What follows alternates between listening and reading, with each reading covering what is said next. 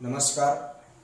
લાસ્ટમાં આપણે મેન્ડેલિયન અનિયમિતતાઓની અંદર રંગ અંધતા અને હિમોફિલિયા આ બે રોગ વિશેની ચર્ચા કરેલ। આ બંને રોગ લિંગ સંકલિત પ્રચ્છન્ન જનીનથી થતા રોગ છે। રંગ અંધતા માટેનું પ્રચ્છન્ન જનીન, હિમોફિલિયા માટેનું પ્રચ્છન્ન જનીન આ બધા X રંગસૂત્ર ઉપર આવેલ હોય છે એવી આપણે ચર્ચાઓ કરેલી। ત્યાર પછીનો રોગ છે sickle cell anaemia.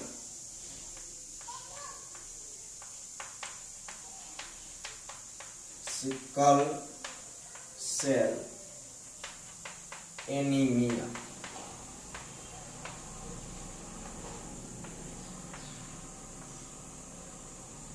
Sickle cell, cell એટલે કોષ, સિકલ એટલે દાંતરડા જેવા, જે દાંતરડું હોય એ દાંતરડા જેવા કોષો થઈ જતા રોગને સિકલ સેલ એનિમિયા કહેવાય।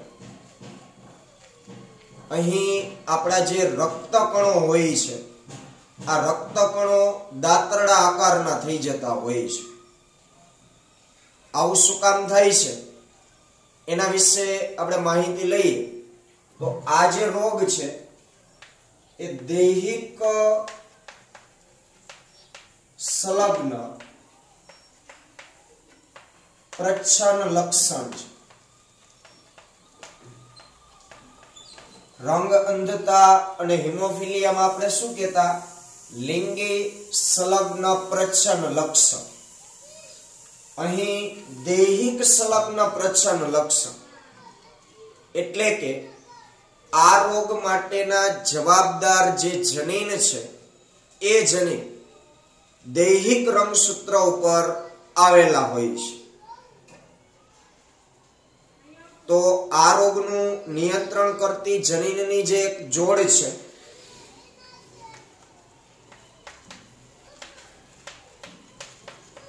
નિયંત્રણ કરતી જનીનની જોડ એ છે HBA અને HBS। આવા બે જનીનો આ રોગનું નિયંત્રણ કરતા હોય છે। HBA અને HBS આ બંને જનીનોના નામ છે। હવે આ બંને જનીનોની સમયુગ્મી સ્થિતિ અને વિષમયુગ્મી સ્થિતિ આપણે વિચારીએ તો સામાન્ય સમયુગ્મી સ્થિતિમાં આ જે HBA છે એ પ્રભાવી છે અને HBS છે એ પ્રચ્છન્ન છે। HBA છે એ પ્રભાવી છે, HBS છે એ પ્રચ્છન્ન જનીન છે। તો આ રોગ છે પ્રચ્છન્ન લક્ષણ છે એટલે કે પ્રચ્છન્ન જનીનથી થતો આ રોગ છે। તો જ્યારે કોઈ વ્યક્તિમાં HBS આવી પ્રચ્છન્ન જનીનની સમયુગ્મી જોડ જ્યારે આવશે ત્યારે એ વ્યક્તિ આ રોગનો ભોગ બને છે। તો આ બંને જનીનોને લઈને આપણે ત્રણ જોડ વિચારી શકીએ। એક સમયુગ્મી પ્રભાવી જનીન, તો એ જોડ કેવી હોય? HBA આ સમયુગ્મી પ્રભાવી જનીનો છે। તો આવો જે વ્યક્તિ હશે કે જેમાં HBA પ્રભાવી જનીન છે તો એમાં આ રોગ હોતો નથી, આ સામાન્ય ગણાશે। બીજી જોડ લઈએ વિષમયુગ્મી જનીનો। તો વિષમયુગ્મી જનીનો એટલે HBA HBS આવી જોડ હોય। આ જે વ્યક્તિ હશે વિષમયુગ્મી જનીનની જોડ ધરાવતો એ વ્યક્તિ વાહક ગણાશે। આ કેવો ગણાય? વાહક। એટલે કે આ વ્યક્તિમાં એક પ્રભાવી અને એક પ્રચ્છન્ન જનીન છે, તો પ્રચ્છન્ન જનીનની અસર પ્રભાવી જનીન હેઠળ દબાવી દેવામાં આવે છે. એટલે આ વ્યક્તિ પોતે રોગિષ્ટ નથી હોતો, પરંતુ રોગ માટેના જવાબદાર પ્રચ્છન્ન જનીન એ ધરાવે છે. તો એમના થકી આવનાર જે સંતતિ હશે એમાં એ રોગનું વહન કરી શકે છે. એટલે આવા વ્યક્તિઓ વાહક હોય છે કે જે વિષમયુગ્મી જનીનો ધરાવતા હોય. અને ત્રીજું, સમયુગ્મી પ્રચ્છન્ન જનીનની જોડ હોય, એટલે કે HBS HBS. તો આ વ્યક્તિ અસરગ્રસ્ત હશે, એટલે કે રોગિષ્ટ હશે. આ વ્યક્તિને સિકલ સેલ એનિમિયા થયેલો હશે. તો આવી ત્રણ સંભાવનાઓ તૈયાર થાય. આ ત્રણ સંભાવના પુરુષમાં લાગુ પડે અને સ્ત્રીમાં લાગુ પડે. રંગ અંધતા અને હિમોફિલિયામાં આપણે શું જોતા કે પુરુષમાં બે જ શક્યતા હતી, કાં તો એ સામાન્ય હોય અથવા તો રોગિષ્ટ હોય. જ્યારે માદામાં ત્રણ શક્યતાઓ હતી, સામાન્ય હોઈ શકે, વાહકે હોઈ શકે અને રોગિષ્ટ હોઈ શકે. એનું એકમાત્ર કારણ એ રોગ લિંગી રંગસૂત્ર આધારિત છે, અને એ પણ X રંગસૂત્ર ઉપર. જ્યારે આ રોગ છે દૈહિક સંલગ્ન છે, દૈહિક રંગસૂત્ર. તો નરના દૈહિક રંગસૂત્ર ઉપર આ ત્રણમાંની કોઈ પણ જોડ હોઈ શકે.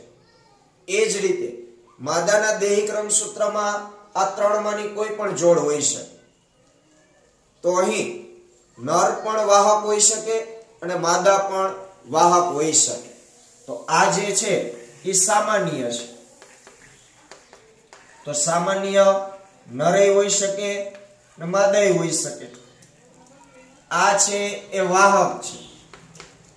તો વાહક નરે હોઈ શકે અને માદાય હોઈ શકે. આ છે એ રોગિષ્ટ, એટલે કે અસરગ્રસ્ત છે. રોગિષ્ટ નરે હોઈ શકે અને માદાય હોઈ શકે. કોઈ પણ સંતતિ સિકલ સેલ એનિમિયાનો ભોગ બને છે તો એનો મતલબ એવો કે એમના બંને પિતૃ, એટલે કે માતા અને પિતા બંને આ રોગના વાહક હોય તો જ તેની સંતતિ છે એ રોગિષ્ટ બની શકે. આ ખાસ યાદ રાખો. બંને પિતૃ વાહક હોય તો તેની સંતતિ અસરગ્રસ્ત હોય છે.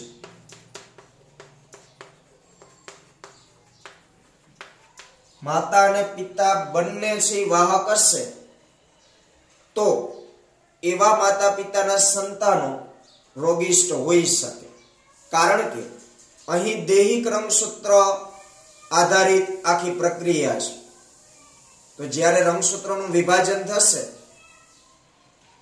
તો મનુષ્યમાં કુલ 46 રંગસૂત્ર છે. તો એ 46 એટલે કે 23 જોડ. તો 23 જોડના એક રંગસૂત્ર કોઈ એક જન્યુમાં પ્રવેશે, એ જ જોડના બીજા રંગસૂત્રો બીજા જન્યુમાં પ્રવેશતા. તો એના કારણે નર અને માદા બંને વાહક હોઈ શકે. એટલે નર માટે 3 ઓપ્શન લાગુ પડે છે, માદા માટે પણ 3 ઓપ્શન લાગુ પડે છે. હવે આ રોગ વિશે આપણે થોડીક માહિતી લઈ. તો આ રોગની અસર એ રક્તકણ સંબંધિત આ રોગ છે. રક્તકણની અંદર જે વિકૃત જનીનો હશે, વિકૃત જનીન એટલે HBS, તો આ વિકૃત જનીન સંતતિમાં ઉતરવાની સંભાવના 50% રહેલી હોય. આકૃતિ પણ સિકલ સેલ એનિમિયાની આપેલી છે 5.15. એમાં સ્લાઇડ વ્યૂમાં આપણને રક્તકણના ફોટોગ્રાફ્સ આપ્યા છે. એની નીચે સામાન્ય HBA જનીન અને HBS જનીન માં શું ડિફરન્ટ હોય છે અને શેના કારણે આ રોગ થાય છે એ સમજાવ્યું છે. તો અહીં મૂળ વાત આપણે કરીએ આ રોગ વિશે. તો રક્તકણની અંદર શું આવેલું હોય? હિમોગ્લોબિન. આ હિમોગ્લોબિનનો એક અણુ 4 પોલીપેપ્ટાઇડ શૃંખલાનો બનેલો હોય છે. હિમોગ્લોબિનનો એક અણુ 4 પોલીપેપ્ટાઇડ શૃંખલાનો બનેલો હોય છે. એ 4 પોલીપેપ્ટાઇડ શૃંખલામાંથી 2 આલ્ફા શૃંખલા હોય અને 2 બીટા શૃંખલા હોય. આ યાદ રાખજો, આગળ પણ આપણે થેલેસેમિયા રોગ ભણશું એમાં કામ આવશે. હિમોગ્લોબિનનો એક અણુ 4 પોલીપેપ્ટાઇડ શૃંખલાનો બનેલો હોય. એ 4 માંથી 2 આલ્ફા શૃંખલા હોય અને 2 બીટા શૃંખલા હોય. તો આ જે આલ્ફા અને બીટા શૃંખલાઓ છે એ પોલીપેપ્ટાઇડ શૃંખલાઓ છે, એટલે કે ચોક્કસ પ્રકારના એમિનો એસિડ થી એ બનેલી હોય છે. તો એવા ઘણા બધા એમિનો એસિડ ભેગા મળી અને આ શૃંખલાઓ બનેલી હોય. તો અહીં જે બીટા શૃંખલા છે એ બીટા શૃંખલાના નિર્માણમાં આ જનીનોનો ફાળો હોય છે. હવે આકૃતિમાં તમે જોશો તો સામાન્ય જે HbA જનીન છે, ખાસ સમજો, સામાન્ય HbA જનીન, આ જે જનીન છે એમાં બાજુમાં તમને GAG અને CTC આવું લખ્યું છે. એટલે શું છે? ત્યાં DNA ની શૃંખલા છે. એ DNA ની શૃંખલામાં ઉપરની શૃંખલામાં GAG આવો એક ન્યુક્લિયોટાઇડ નો ક્રમ છે અને નીચેની શૃંખલામાં એની પેરમાં CTC આવો ન્યુક્લિયોટાઇડ નો ક્રમ છે. તો સામાન્ય જે HbA જનીન હોય એ આ ખંડમાં આવેલું હોય. આ GAG જે ખંડ મેં લખ્યો, પછી આગળ અને પાછળ ન્યુક્લિયોટાઇડ તો હોય જ.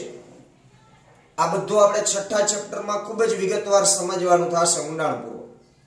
પણ આપણે એટલું તો જાણીએ છીએ કે DNA 2 શૃંખલા ધરાવે. બંને શૃંખલામાં ચોક્કસ પ્રકારના ન્યુક્લિયોટાઇડનો ક્રમ હોય. તો અહીં ઉપરની શૃંખલામાં ન્યુક્લિયોટાઇડનો ક્રમ શું બતાવ્યો? GAG. નીચેની શૃંખલામાં એની પેરમાં G સામે C, A સામે T, અહીં G સામે C. આ સામાન્ય જનીન છે HbA, જેમાં આવા ન્યુક્લિયોટાઇડનો ક્રમ છે. આ ન્યુક્લિયોટાઇડનો ક્રમ જ છે કે જે પ્રોટીનોના નિર્માણમાં ભાગ ભજવે છે. આ ન્યુક્લિયોટાઇડના ક્રમને જનીન સંકેત કહેવાય. શું કહેવાય? જનીન સંકેત. તો આપણે જાણીએ છીએ કે DNA દ્વારા પ્રોટીનનું નિર્માણ થાય, પણ કઈ રીતે પ્રોટીન બને? તો ટૂંકમાં હું તમને વાત કરી દઉં છું. વિસ્તારથી આપણે છઠ્ઠા ચેપ્ટરમાં સમજવાનું થશે, પણ અત્યારે આપણે ટૂંકમાં સમજીએ. તો આ DNA જ્યારે પ્રોટીનનું નિર્માણ કરવા જતો હોય ત્યારે DNA ની બંને શૃંખલાઓ એકબીજાથી છૂટી પડતી હોય. ઉપરની શૃંખલા અને નીચેની શૃંખલા છૂટી પડે એમાં આ ઉપરની જે શૃંખલા છે એને ટેમ્પલેટ શૃંખલા કહેવાય, એટલે કે એક બીબા તરીકે કામ કરે. હવે કોના માટે એક ફર્મા તરીકે કામ કરે છે એ આગળ આપણે વાત કરી. નીચેની શૃંખલાને કોડિંગ શૃંખલા કહેવાય, જે કોડ આપે છે. હવે આ બે શૃંખલા છૂટી પડે એટલે હું ઉપરની જે ટેમ્પલેટ શૃંખલા છે એ દોરું છું કે જેમાં GAG આ એક જનીન સંકેત છે ચોક્કસ એમિનો એસિડ માટે. કારણ કે પ્રોટીન શેના બનેલા હોય? Amino acid. તો DNA દ્વારા સૌપ્રથમ એમિનો એસિડ બને, પછી આ બધા એમિનો એસિડ જોડાય અને પ્રોટીન બનતું હોય. તો એમિનો એસિડ લઈ આવવા માટે આ ન્યુક્લિયોટાઇડના જે ક્રમ હોય એ મહત્વનો ભાગ ભજવે છે, જેને જનીન સંકેત કહેવાય. અને જનીન સંકેત હંમેશા ત્રિઅક્ષરી જ લેવાના હોય, કારણ કે એ સંશોધનો થયા છે. છઠ્ઠા ચેપ્ટરમાં આપણે સમજવાનું છે, પણ અત્યારે શોર્ટમાં આપણે યાદ રાખીએ. આ ત્રિઅંકી સંકેત કહેવાય. એટલે કે એક જ શૃંખલામાં આમ લાઈનમાં જે ન્યુક્લિયોટાઇડ હોય ને, એટલે કે આ ત્રણેય ભેગા મળીને એક એમિનો એસિડ ઉત્પન્ન કરે. તો આ GAG આ એક એમિનો એસિડ માટેનો સંકેત છે. હવે આ GAG આ શૃંખલાઓ છૂટી પડે એટલે ઉપરની જે આ ટેમ્પલેટ શૃંખલા છે એની સામે mRNA બને. શું બને? mRNA, messenger RNA. હવે મેસેન્જર RNA ની શૃંખલા બને આ ટેમ્પલેટ શૃંખલાની સામે, એટલે G સામે શું ગોઠવાય? C. A સામે શું ગોઠવાય? T ના ગોઠવાય, કારણ કે RNA માં T ના હોય. શું હોય? યુરેસિલ હોય. A અને U ની પેર હોય. G સામે C ગોઠવાય. હવે આટલું mRNA તૈયાર થયું એટલે હવે આ mRNA અને DNA ની ટેમ્પલેટ શૃંખલા છૂટી પડે. હવે આ છૂટું પડેલું જે mRNA હોય એ હું અહીં લખું છું. છૂટું પડેલું mRNA, એમાં કયો ક્રમ છે? CUC. આ mRNA છે છૂટું પડેલું. હવે આ mRNA ની સામે tRNA ગોઠવાય. શું ગોઠવાય? tRNA. જોજો સ્ટેપ બાય સ્ટેપ. હવે tRNA જે ગોઠવાશે કેવું હશે? તો કે અહીં G હશે, U છે તો અહીં A હશે, અહીં C છે તો અહીં G હશે. આ tRNA સાથે ચોક્કસ પ્રકારનો એક એમિનો એસિડ જોડાયેલો રહેતો જે આ સંકેત માટેનો હશે, અને એ એમિનો એસિડ છે ગ્લુટામિક એસિડ. GLU ટૂંકમાં લખું છું, ગ્લુટામિક એસિડ. તો આ જે GAG જે સંકેત છે એ ગ્લુટામિક એસિડ માટેનો છે. તો આખા DNA ની, આ તો ખાલી આપણે એક સંકેતની વાત કરીએ છીએ, કારણ કે સિકલ સેલ એનિમિયા છે એ પોઈન્ટ મ્યુટેશન નું ઉદાહરણ છે. વિકૃતિ ટોપિક ભણ્યા ત્યારે આપણી ચર્ચામાં આવેલું હતું પોઈન્ટ મ્યુટેશન, કે ખાલી એક બેઝ જોડમાં થતું પરિવર્તન. તો અહીં સામાન્ય HBA જનીન કયો સંકેત ધરાવે છે? GAG, અને એની સામે CTC. આવું એક DNA છે કે જેમાં ત્રિઅંકી સંકેત છે. આ સંકેત GAG કોના માટેનો છે? ગ્લુટામિક એસિડ માટે. તો એ વારાફરતી એવી રીતના mRNA બનતું જતું હોય DNA ની ટેમ્પલેટ શૃંખલા સામે, mRNA સામે tRNA ગોઠવાતું હોય અને ચોક્કસ પ્રકારના એમિનો એસિડ લાવતું હોય.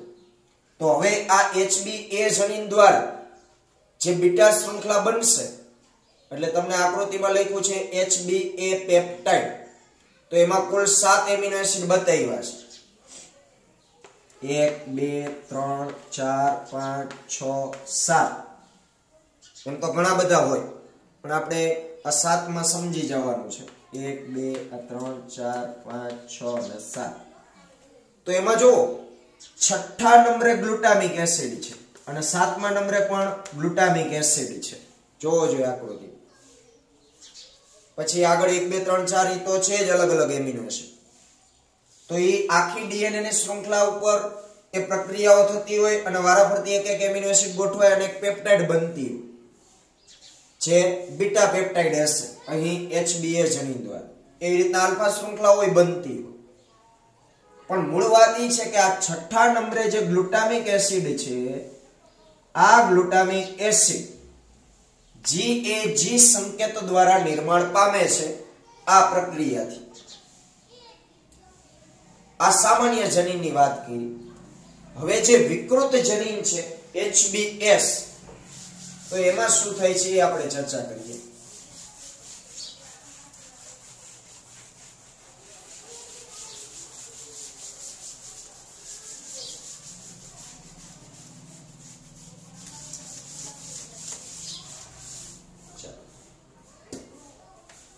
વિકૃત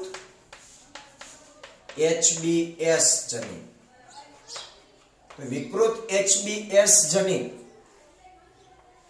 જે આવેલું છે ત્યાં આ DNA ની શૃંખલામાં પોઈન્ટ મ્યુટેશન થવાને કારણે અહીં સામાન્ય સ્થિતિમાં શું છે? GAG, પણ અહીં GTG થઈ જાય છે. તો હવે નીચે C એ સી થઈ જાય છે. આ એક બેઝ જોડ નું પરિવર્તન અહીં આવે છે. ઉપર ટી છે, નીચે એ છે. સામાન્ય સંજોગોમાં શું હોવું જોઈએ? ઉપર એ અને નીચે ને ટી હોવું જોઈએ. તો હવે આખી સિસ્ટમ આખી બદલી જાય. હવે આ ડીએનએ ની શૃંખલા છૂટી પડે જીટીજી, એની સામે જે એમઆરએનએ બને એ એમઆરએનએ કેવું બને? સીએસી આવું બને. ખરી રીતે કેવું બનવું જોઈએ? સીયુસી. પણ વિકૃત જનીનમાં એમઆરએનએ આવું બનશે સીએસી. હવે આ એમઆરએનએ છૂટું પડે અને એની ઉપર ટીઆરએનએ ગોઠવાય. એ ટીઆરએનએ કેવું ગોઠવાય? જીયુજી, કારણ કે એની સામે યુ. તો આ જીયુજી જે સંકેત છે એ વેલાઇન એસિડ માટેનો છે. શેના માટેનો? વેલાઇન. તો આવા વિકૃત જનીનને કારણે જે પેપ્ટાઇડ બનશે એમાં 1 2 3 4 5 6 અને 7 છઠ્ઠા નંબરે સામાન્ય સંજોગોમાં કયો એસિડ હોય? Glutamic acid. પણ વિકૃત HBS જનીનને કારણે છઠ્ઠા નંબરે ગ્લુટામિક એસિડની જગ્યાએ કયો એસિડ આવી જાય છે? વેલાઇન એસિડ. વેલાઇન એસિડ આવી જાય એટલે હવે આ બીટા શૃંખલાનું ઈ ટૂંકમાં એક માત્રાત્મક સમસ્યા થઈ ગઈ. અહીં છઠ્ઠા અને સાતમા બે નંબરે ગ્લુટામિક એસિડ હતો સામાન્ય સ્થિતિ. પણ આ વિકૃતિને કારણે, પોઈન્ટ મ્યુટેશનને કારણે શું થાય છે કે ત્યાં છઠ્ઠા નંબરે ગ્લુટામિક એસિડની જગ્યાએ વેલાઇન એસિડ આવી જાય છે. એના કારણે હિમોગ્લોબિન ક્ષતિયુક્ત બને છે HBS જનીનને કારણે, અને રક્તકણો છે એ દાંતરડા આકારના થઈ જાય છે.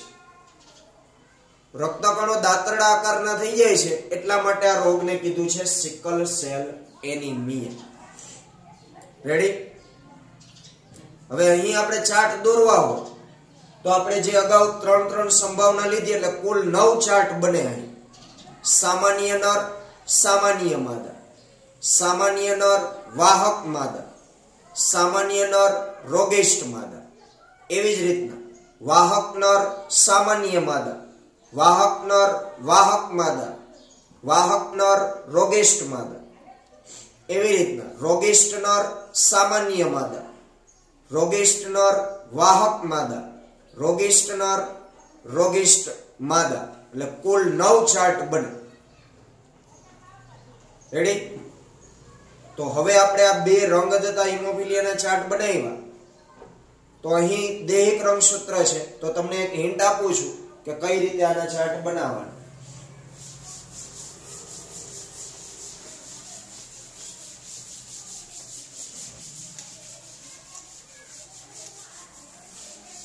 તો હું રોગિષ્ટ નર લઉં. તો રોગિષ્ટ નર હોય એટલે એમાં જનીન બંધારણ કયું હોય? HBS HBS. એનું સંકરણ આપણે વાહક માદા સાથે કરીએ તો વાહક માદા કેવી હોય?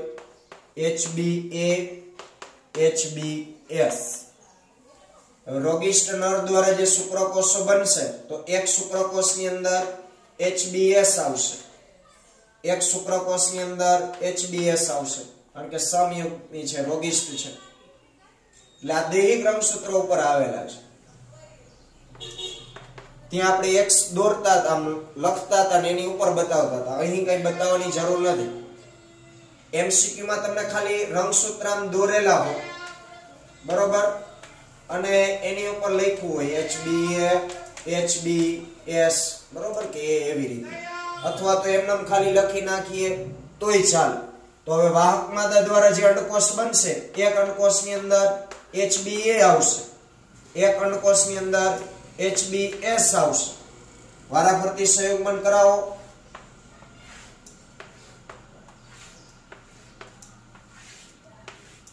બરોબર?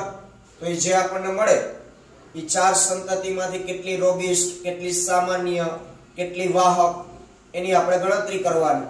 જેમ કે HBS અને HBA.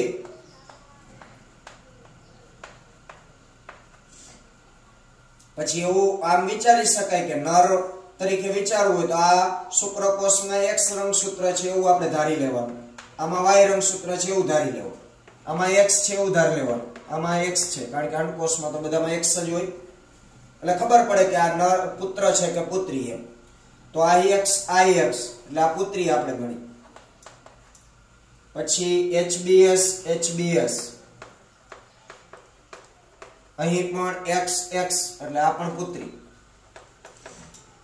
પછી HBA આ પુત્ર કારણ કે અહીં Y છે આ X છે. પછી HBS આ Y છે આ X છે એટલે આ પણ પુત્ર. હવે આ પુત્રી કેવી હોય? વાહક હોય કારણ કે એમાં HBS છે. આ પુત્રી કેવી હશે? રોગિષ્ઠ હશે કારણ કે બંને પ્રચ્છન્નજની છે. આ પુત્ર કેવો હશે? વાહક હશે. આ પુત્ર કેવો હશે? રોગિષ્ઠ.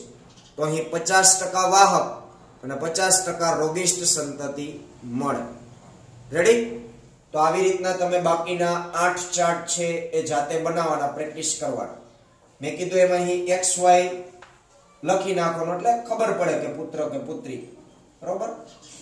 ચાલો તો ટેક્સ્ટ બુક માંથી આપણે રીડ કરી લઈએ. બરોબર? એની વાક્ય રચના કઈ રીતે લખી છે.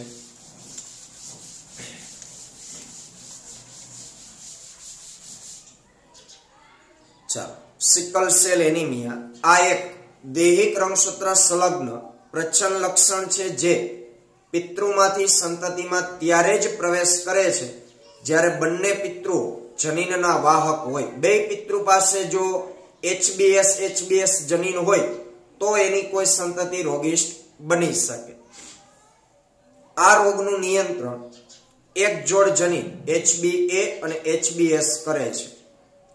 રોગના લક્ષણો 3 સંભવ જીનોટાઇપમાંથી 3 જનીન પ્રકાર જે આપણે લખ્યા હતા એમાંથી માત્ર HBS એટલે HBS જે સમયુગ્મી વ્યક્તિઓ છે એમાં જ આ રોગ દેખાશે. વિષમયુગ્મી એટલે કે HBS વ્યક્તિ છે એ રોગ મુક્ત હોય પરંતુ તે રોગના વાહક હોય છે. વિકૃત જનીન સંતતિમાં ઉતરવાની સંભાવના 50% હોય છે. આ વિકારનું કારણ હિમોગ્લોબિન અણુની બીટા ગ્લોબિન શૃંખલાના 6થા ક્રમમાં આવેલ એમિનો એસિડ જે છે ગ્લુટામિક એસિડ એની જગ્યાએ વેલાઇન દ્વારા દૂર થવા. બરોબર? વિકૃત જનીન HBS માં શું થાય છે? પોઈન્ટ મ્યુટેશનને કારણે 6થા નંબરે ગ્લુટામિકની જગ્યાએ વેલાઇન સર્જાય છે. ગ્લોબિન પ્રોટીનમાં એમિનો એસિડની આ બાદબાકી કારણ કે ગ્લુટામિક એસિડ નીકળી ગયું એ બાદબાકી થઈ અને એની જગ્યાએ વેલાઇન આવ્યું તો એ બીટા ગ્લોબિનના 6થા સંકેતમાં GAG ના સ્થાને GUG દ્વારા દૂર થવાને કારણે થાય છે.